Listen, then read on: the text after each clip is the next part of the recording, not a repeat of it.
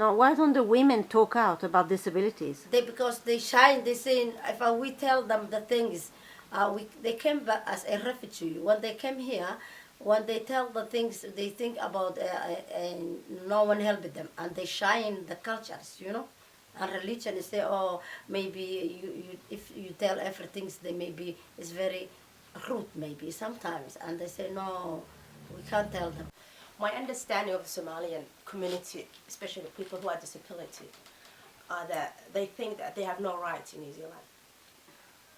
So in order for them to ask what they want, they're going to say to themselves, oh no, you have no rights, you can't ask, you're not Kiwi, you know. So that's what stopped them to get asked what they wanted and get success what they want to do in the future, as well as the culture, Somalian cultures. Because if I go back home, people who are disability back home are being isolated. So they are more like using words, calling other words.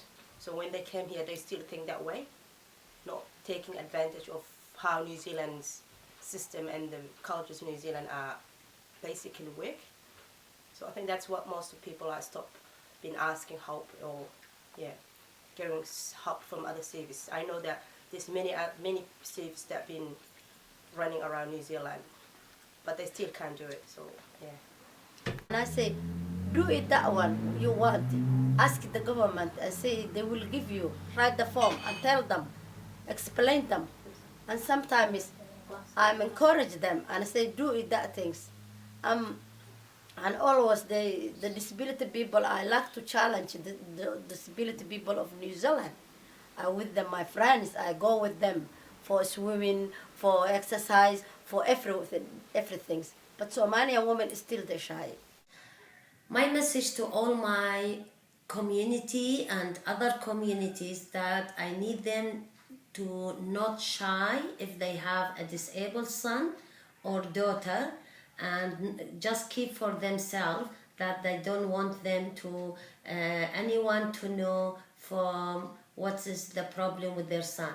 We need to be more opening to tell and find who's the right person to go and talk about disabled person. We don't want to hide everything. We need to tell everything about the situation that my child is going to deal with it. So please, my message is for all the family to contact first IHC, because they will find the good services from them, even from Taikura Trust, Spectrum Care, CCS. You will find these services. They will help you work with the families for their kids who diagnosed with the disabled, and also they will support them in a different way.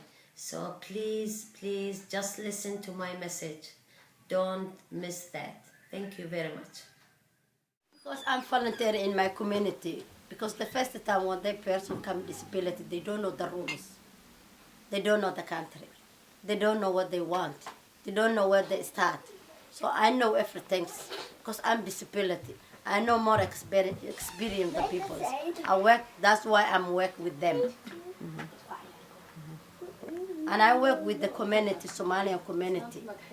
And Somalian women I work with when they want to hospital, I'm interpreters. The women when they're pregnant, I work with them. When they want a family doctor, I'm with them. When they want a house in New Zealand, I work them. When they want income support, I'm interpreter. I'm volunteering in my community. I'm happy still.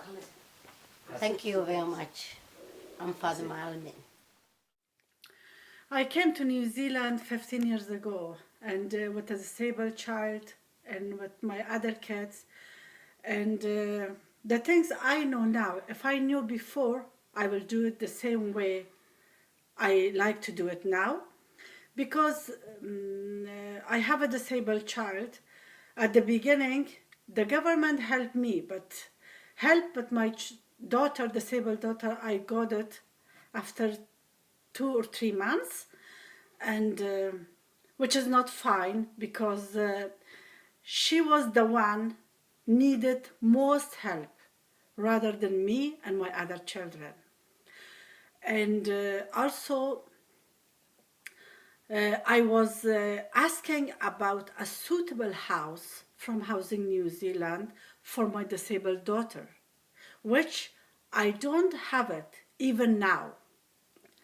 And the third thing, I was asking government for a job during the day when my child goes to the daycare center so I can work. I don't need to ask money from the government because I don't like it.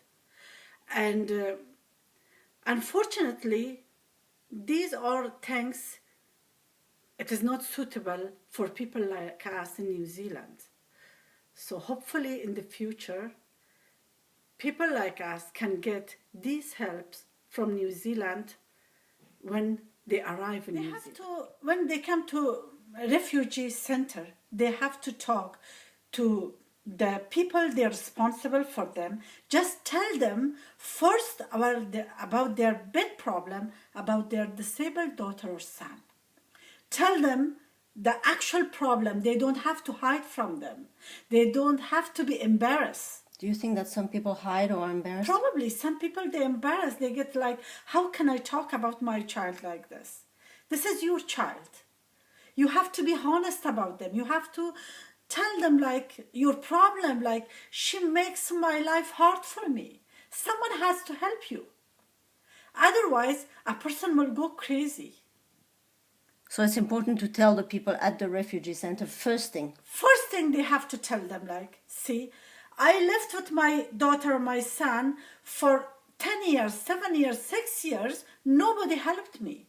Now I can't. This is the time. Please, if you want to help me, help my child first. I wish of when I finish my study to get a good job around the world and to look after my children,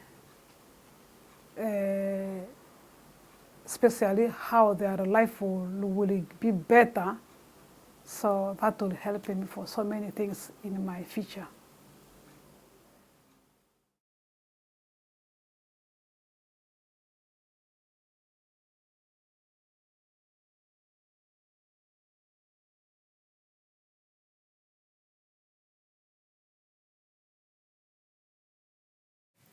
مرحبا. طبعا أنا اسمي ألكسندرا. جيت إلى نيوزيلندا سنة 1998. طبعا تركت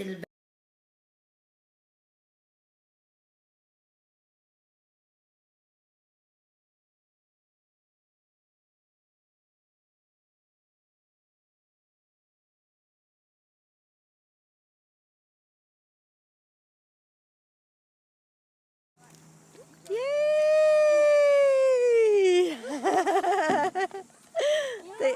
¿Te gusta?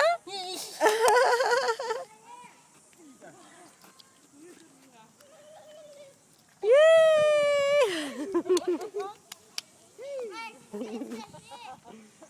Yes.